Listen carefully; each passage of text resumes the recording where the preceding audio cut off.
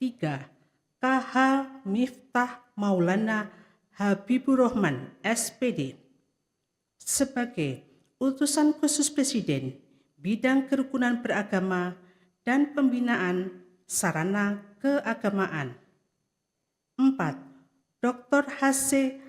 Raffi Farid Ahmad, sebagai Utusan Khusus Presiden Bidang Pembinaan Generasi Muda dan Pekerja Seni. 5.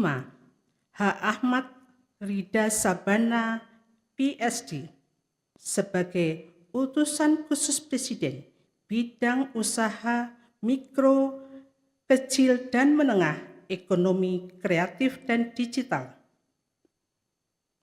6.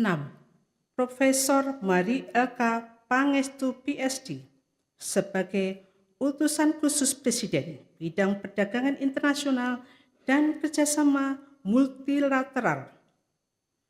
7.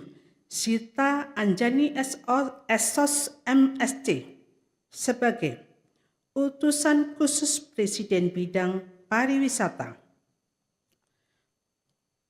Yofi Widianto, sebagai Staf Khusus Presiden Bidang Ekonomi Kreatif, Kedua, dan seterusnya, ditetapkan di Jakarta. Download Tribun X sekarang, menghadirkan lokal menjadi Indonesia.